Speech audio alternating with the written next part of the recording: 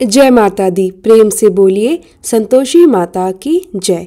आज शुक्रवार के पावन दिन आप सुनिए संतोषी माता की मंगलमयी व्रत कथा।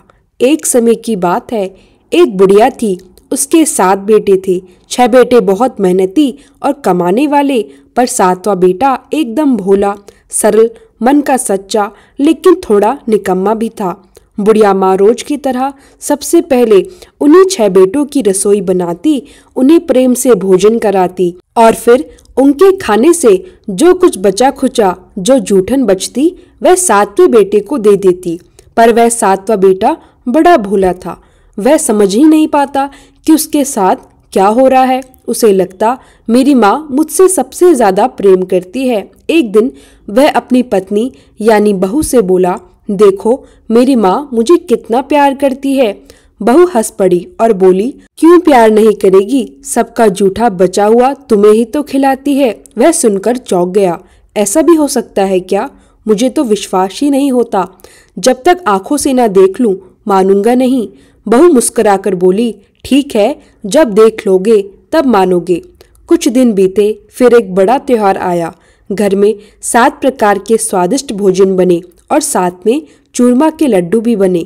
सच्चाई जानने के लिए उस बेटे ने बहाना बनाया कि सिर में दर्द है और पतले कपड़े का घूंघट सा ओढ़कर चुपचाप रसोई में लेट गया ताकि सब कुछ देख सके। थोड़ी देर में उसके 6 बड़े भाई भोजन करने आए। उसने देखा माँ ने उनके लिए सुंदर सुंदर आसन बिछाए, 7 तरह की रसोई परोसी, हर कौर पर आग्रह कर करके खिला रही थी। वह सब देखता रहा। जब 6 भाई खाना खाकर उठ गए तो माँ उनकी जूठी थालियों में से लड्डुओं के बचे हुए टुकड़े इकट्ठा करके एक लड्डू बना लेती है और फिर आवाज लगाई, उठ बेटा, 6 भाई भोजन कर गए, अब तू ही बाकी है, कब खाएगा? यह सुनकर वह दुखी हो गया और बोला, माँ मुझे भोजन नहीं करना, मैं परदेश जा रहा हूँ। माँ बोली, कल जाता तो आज ही जा। ठीक है, जा। वह बोला, हाँ आज ही जा रहा हूँ माँ, और फिर वह घर से निकल गया। चलते चलते उसे अपनी पत्नी की याद आई। वह गौशाला में कंडे थाप रही थी। वह उसके पास गया और बोला, मेरे पास कुछ नहीं है, यह अंगूठी है, इसे रख लो और अपनी कोई निशानी मुझे दे दो। बहू बोली, मेरे पास क्या है, यह देखो गोबर भरा हाथ है। और उसने मजाक में उसके पीठ पर गोबर का हाथ छाप दिया और वह चल दिया परदेश की ओर। चलते चलते वह दूर देश पहुंचा। वहां एक साहूकार की दुकान थी। वह बोला, भाई मुझे नौकरी पर रख लो। साहूकार को नौकर की जरूरत थी। उसने कहा, ठीक है, रह जा, काम देखकर दाम मिलेंगे। और वह सुबह 6 बजे से रात 12 बजे तक लगन से काम करने लगा। दुकान का हिसाब किताब, लेन देन, ग्राहक, सब काम वह बहुत ईमानदारी और समझदारी से करने लगा। दूसरे नौकर हैरान हो गए क्योंकि नया नौकर तो उनसे कहीं ज्यादा होशियार निकल गया। साहूकार भी प्रसन्न हुआ और 3 महीने में उसे मुनाफे का साझेदार बना लिया। 12 साल बीतते बीतते वह नामी सेठ बन गया। मालिक सारा कारोबार उससे सौंपकर बाहर चला गया। इधर उसकी बहू पर क्या बीत रही थी। सास ससुर उसे दुख देने लगे। घर का भारी काम, जंगल से लकड़ी लाना और खाने को आटे की भूसी की रोटी और फूटे नारियल के खोपड़े में पानी मिलता। इसी तरह उसके दिन कट रहे थे। एक दिन वह लकड़ी लेने जंगल जा रही थी। रास्ते में उसने कई स्त्रियों को संतोषी माता का व्रत करते देखा। वह पूछने लगी, बहनों, ये किस देवी का व्रत है? इसके करने से क्या फल मिलता है? इसकी विधि क्या है? कृपया कर मुझे भी बताओ। तब एक स्त्री बोली, सुनो बहन, यह संतोषी माता का व्रत है। इसके करने से निर्धनता मिटती है, लक्ष्मी घर पर आती है, कष्ट दूर होते हैं, मन में शांति होती है, निपुत्र को पुत्र मिलता है, बाहर गया प्रीतम जल्दी घर लौट आता है। वह स्त्री आगे बोली, बहन, इस व्रत में बस एक ही नियम है, नींबू खट्टा बिल्कुल नहीं खाना, और यह व्रत 16 शुक्रवार किया जाता है। प्रति शुक्रवार माता के सामने गुड़ और चने का भोग लगता है और कथा सुनकर आरती की जाती है। बहू ने सब सुना और मन ही मन निश्चय किया कि मैं भी संतोषी माता का व्रत करूंगी। वह घर लौट आई। उसने चने भिगोए, गुड़ रखा और पहला शुक्रवार आया। सुबह उठकर बहू ने स्नान किया, घर को साफ किया, फिर माता के सामने दीपक जलाया और भक्ति से बोली, माता, मेरे पति जहाँ भी हो आप उन्हें सकुशल मेरे पास भेज देना। और पूरे मन से उसने पहला व्रत किया। उधर संतोषी माता ने उसकी भक्ति देखकर अपने सिंहासन से मुस्कुराई और अपने गणों से कहा, जाओ अपनी भक्त की रक्षा करो, पहला फल उसे शीघ्र ही मिलेगा। व्रत के प्रभाव से उसके घर की हालत बदलने लगी। दुख कुछ हल्के हुए, सास ससुर भी थोड़ा नरम पड़े और बहू के मन में आशा जाग उठी। ऐसे ऐसे 16 शुक्रवार बीत गए।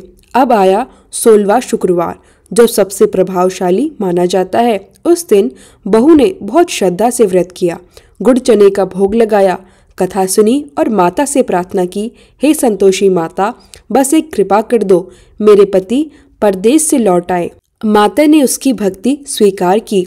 अब उधर प्रदेश में साहूकार के घर में धूमधाम थी, क्योंकि उसके सेठ का कारोबार खूब बढ़ चुका था और सब लोग खुश थे।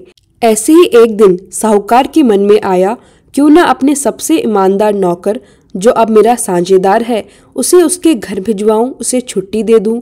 उसने उसे बुलाकर कहा, बेटा 12 साल हो गए, अब तुम अपने घर जाओ, अपनी पत्नी अपने माँ बाप से मिलकर आओ।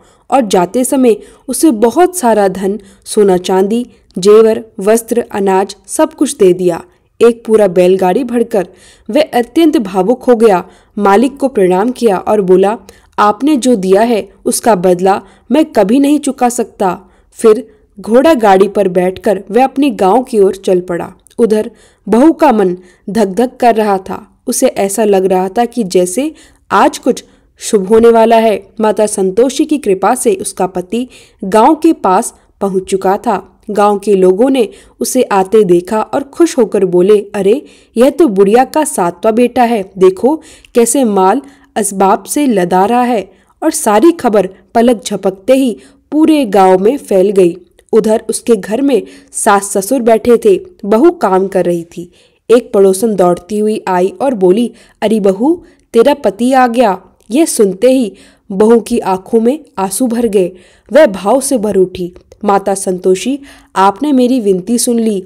वह बाहर भागी और दूर से ही अपने पति को आते देखा।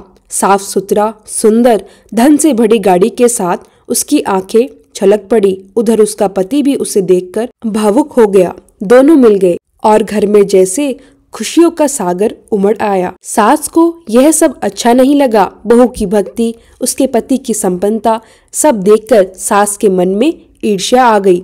और यही से सास बहू की कटुता और एक घटना कथा में बड़ी भूमिका निभाती है। पति के लौट आने पर घर में खुशियां तो आ गई, लेकिन सास के मन में ईर्ष्या की आग जल उठी। वह सोचने लगी, अरे यह बहू तो माता व्रत करती कराती है और देखो इसका भाग्य कैसा खुल गया, ऐसे कैसे इसका व्रत सफल हो जाए। उसने अपनी देवरानी से कहा, देखो इसकी सारी खुशी इस व्रत की वजह से है, इसका व्रत टुटवाना पड़ेगा, तभी इस पर आई कृपा खत्म होगी। और वहीं से शुरू हुआ बहू के व्रत को तोड़ने का षड्यंत्र। अगला शुक्रवार आया। बहू ने फिर माता का व्रत रखा, घर साफ किया, पूजा की तैयारी की, गुड़ चने का भोग लगाया। अब कथा के अनुसार जब आरती का समय हुआ, बहू ने पति से कहा, सुनिए 2-4 लड़के बुला दीजिए, आरती में प्रसाद बांटना है। पति बोला, अब मैं पैसे वाला सेठ हूँ, मैं तो सोने के सिक्के भी बांट सकता हूँ। वह खुशी खुशी बाजार गया, ग्राम के लड़कों को बुलाया, सबको साथ लेकर घर आया। बहू ने बड़े प्रेम से प्रसाद बांटा, सबको गुड़ चने दिया, लेकिन तभी सास ने ताने मारने शुरू कर दिए। अरे यह क्या, इतने साल से भूसी की रोटी खाकर रह रही थी और आज इसे गुड़ चना बांटने की सूझी है। जब लड़के चले गए, सास ने बहू से गुस्से में कहा, बहू तू बहुत बन रही है, अच्छा चल हमें भी थोड़ा प्रसाद दे। बहू ने विनम्र होकर कहा, माँ जी प्रसाद तो जरूर दूंगी, लेकिन खट्टा मत खाना, माँ संतोषी का व्रत है। सास हंस पड़ी, अच्छा मैं तेरे कहने से डरूंगी, ला दे प्रसाद।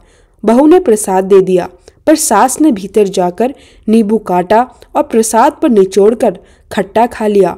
यही वह पल था जिसका बहू पर बहुत बड़ा प्रभाव पड़ा। व्रत का नियम भंग होते ही संतोषी माता का व्रत टूट जाता है और भक्त को दुख सहना पड़ता है। उसी समय माता संतोषी के सिंहासन पर घंटी बजी।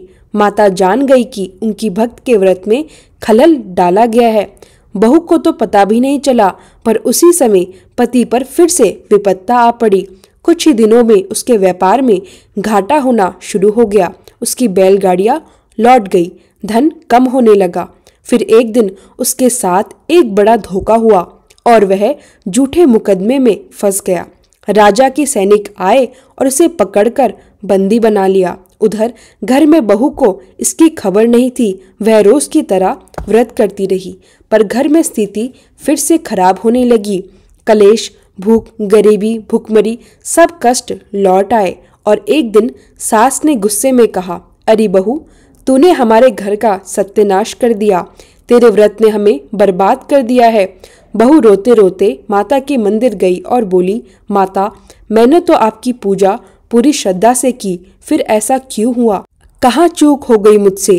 तभी माता ने स्वप्न में उसे दर्शन दिए। बेटी, तुम्हारा व्रत खट्टा खाने से टूट गया, इसलिए यह दुख आया है।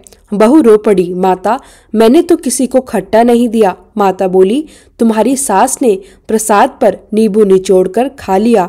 अब तुम पुनः व्रत करो। व्रत पूरा होते ही तुम्हारा पति लौट आएगा और सारी विपत्ति दूर हो जाएगी।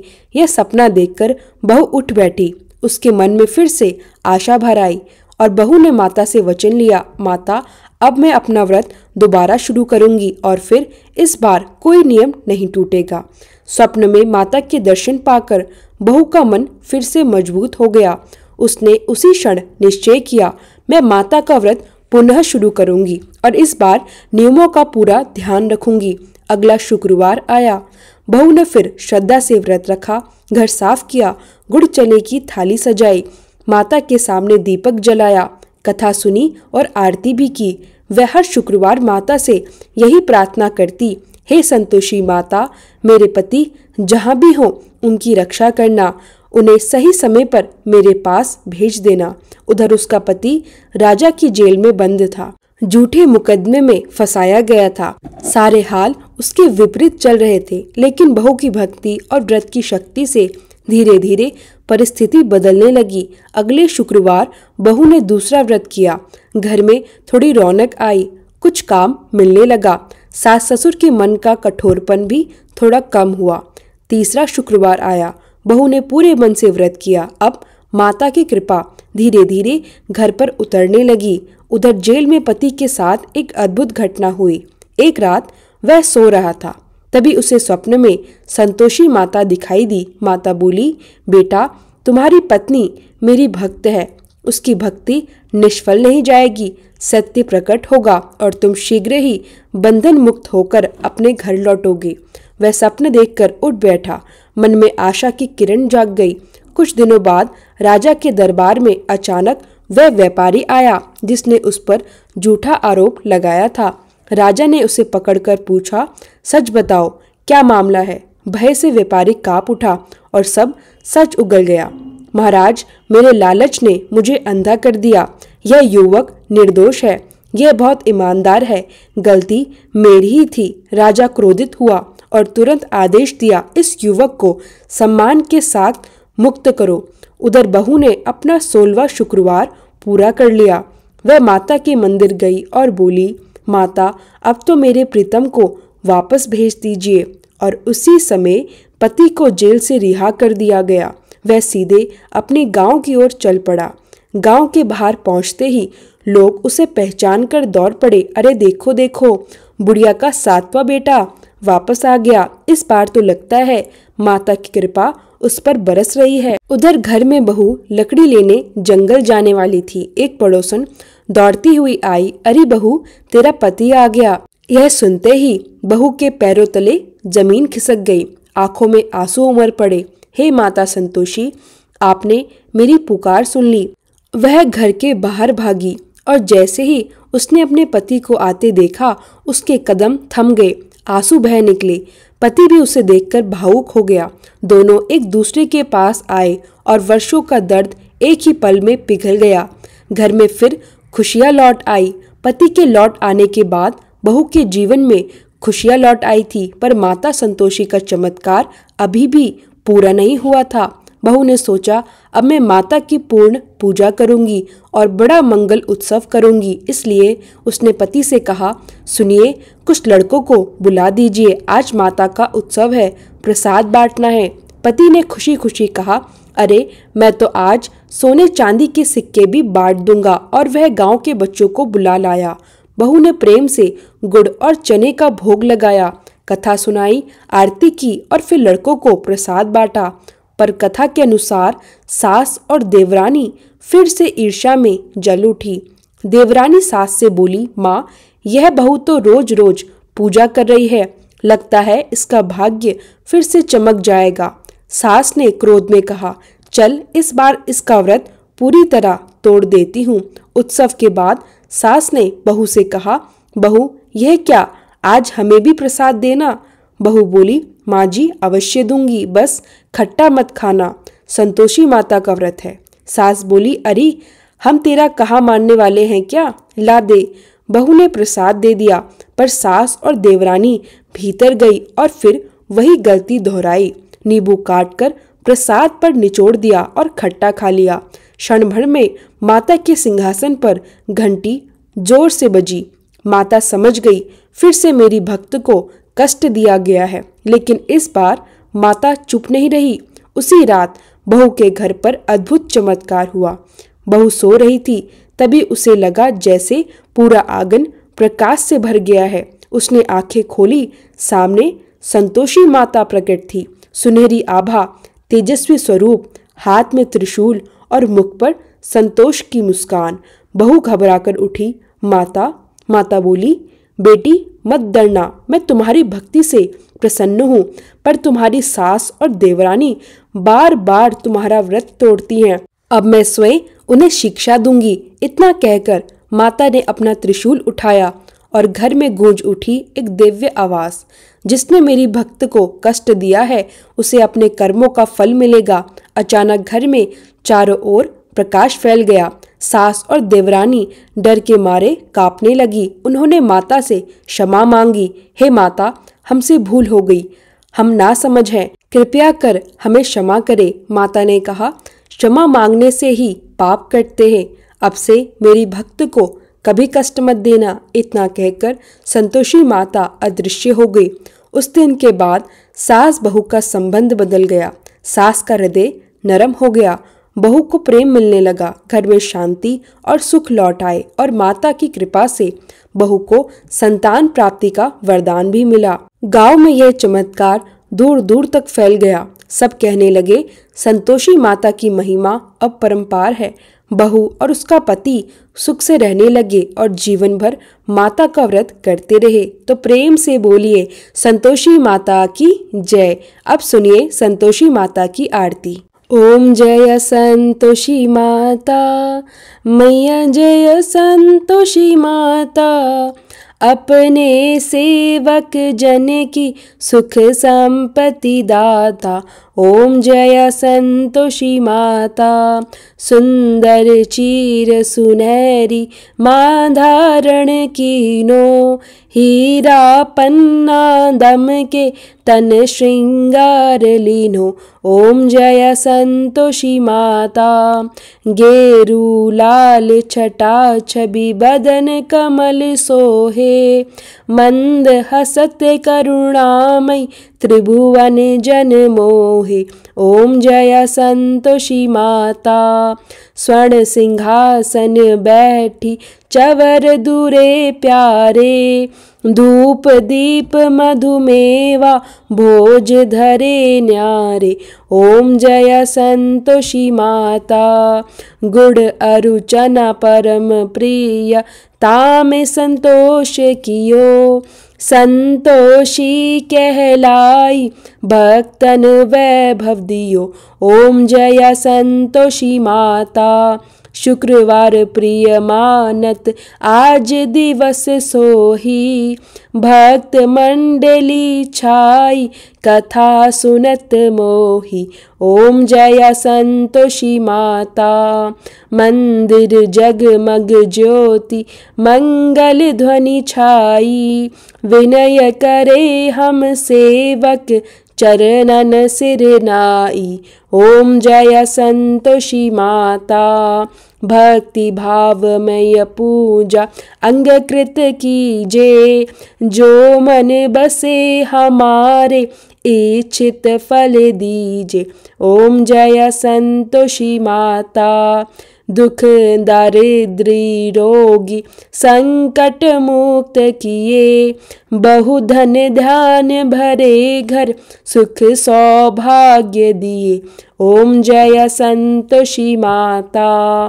ध्यान धरे जो तेरा वांछित फल पायो, पूजा कथा श्रवण कर घर आनंद आयो। ओम जय संतोषी माता। चरण गहे की लज्जा रखियो जगदम्बे, संकट तू ही निवारे दयामयी अम्बे। ओम जय संतोषी माता। संतोषी माता की आरती जो कोई जन गावे, रिद्धि सिद्धि सुख संपत्ति जी भर के पावे। ओम जय संतोषी माता। मैया जय संतोषी माता। प्रेम से बोलिए संतोषी माता की जय।